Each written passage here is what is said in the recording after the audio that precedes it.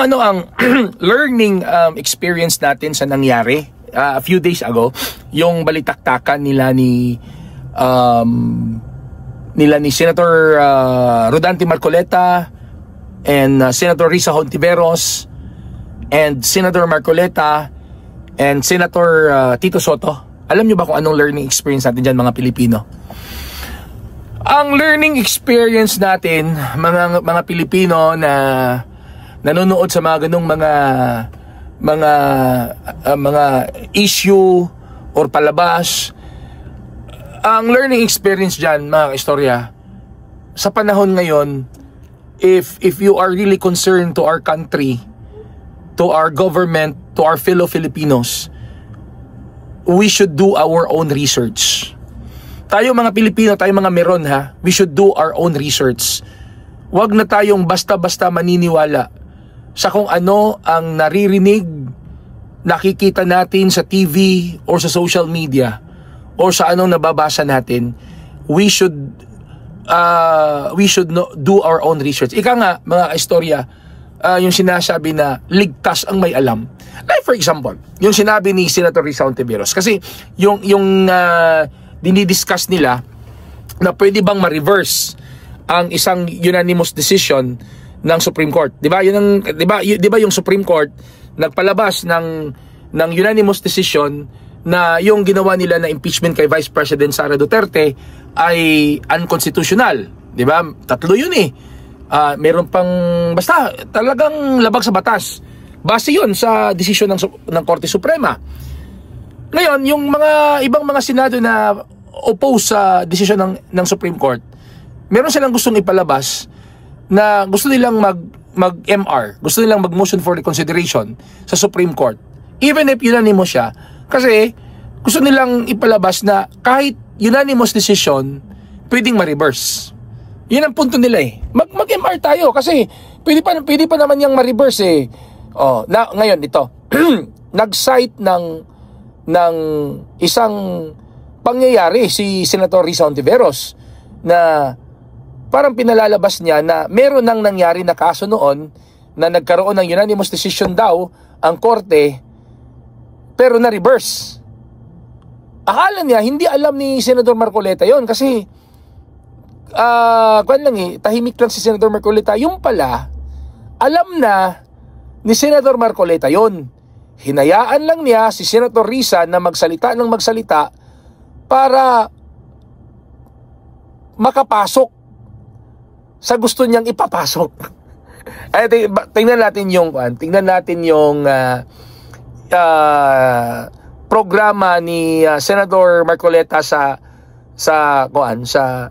ganang mamamayan sa Net25 na yung pala nung nag-privilege speech na si Senator Risa Hontiveros, alam na pala niya kung saang direksyon pupunta si Senator Risa. Hinayaan lang niya kung talagang papasok si Senator Risa doon sa inaasahan niya. Tingnan natin yung palabas, mga kaistorya. Halimbawa, biglang nagkaroon ng isang napakalaking milagro. Yung Supreme Court, 8 sa kanila, ni-reverse ang sarili. Bumaliktad. 8. Sinasabi niya kasi 180 degrees. May pagkakataong kanya namang nag-reverse unanimous. Naku, may nawang mali dyan, Sen, ha? Meron pong nawang mali. Hindi ako kumibo doon. Kasi, kumbaga sa... Alam mo yung dyan, tayo kasi magsasaka dyan. Ang magsasaka kung minsan nagiging manging isda. Magkahalo yun eh. Kasi pagkatapos mo maitanim yan, may mga isdang May variety na kayo ng palay natin. Hindi ka mag-isda ng hito kaya dalag. Para mahuli mo ngayon, meron kang silo. Hindi ko kasi alam sa Tagalog yung sa Kapampangan ang tawag namin balisasa. Balisasa? yung balisasa, isang ginawang pangsilo ng isda yun. Iuumang mo sa tubig yan. Lalo na yung medyo umaagos yan. Ngayon, yung isda, meron siyang option na pumasok. Matetempt siya na pumasok eh. Kasi maglalagay ka ng doon. Yes po. Okay. Pero may options siya, ha? Papasok kaya o hindi? Ganun ko tinitingnan yung kahapon. Kahapon ba yun? Wednesday po, Wednesday. Isang araw. Isang araw. Sige, pumasok ka. Akala yung pumasok, yung balisasa dyan, pagpasok mo ron, madaling pagpasok hindi ka makalabas. Kaya lang nakaganon yun yung parang pagpasok mo, pag ano mo, nakaano na yun. Kahit anong gawin mo doon, hindi ka na pwedeng lumabas. Tingnan mo nangyari ngayon. Ang Supreme Court na nagsabi. Mali naman yung mga pinagsasabi mo. Kasi nung sabihin niya yung League of Cities versus Comelec, napangiti na ako doon. Kasi kaya ako na inumag yun. Kasi alam nyo, natalakay na. tatlong beses nagkabali-baligtad yun. At merong nag-dissent doon. Hindi unanimous yun. Tingnan mo ngayon. At saka ngayon, pinipilit niyang magpaliwanag. Kumbaga sa isda, sabi ko nga sa inyo, nahuli ka na ng balisasa. Kahit ano pang gawin mo, magpaikot-ikot, wala ka nang lalabas. Nasa sa'yo. Ang katiran ko niya ngayon, Sen, ay mabuti na rin niya yung umaamin ng pagkakamali. At least na itatama. Hindi kasi... Anong naitama? Naitama yung kanyang pagkakamali. Na umamin sa pagkakamali. Pero nanatiling mali. Sa mga tweet, sa pag-amin mo ng tama ngayon. Na mali. Papayag ka ngayon doon sa sinabi ko na wala pang nangyari na gano'n. Papayag ka. Dapat aminin mo na yung sinabi ko, wala pa akong nakita sa tagal ng pagiging abogado ko. Wala pa akong nakitang ganyan. Isip-isipin mo. O di ba nakita niyo mga istorya? Alam na niya na maaring yun doon papunta si Senator Risa. Hinayaan lang niya. Parang ang punto doon ni Senator Marcoleta, mga istorya, if Senator Risa Hontiveros ba is doing his research, or Senator Soto is doing his research, o alam ba nila yung mga sinasabi nila,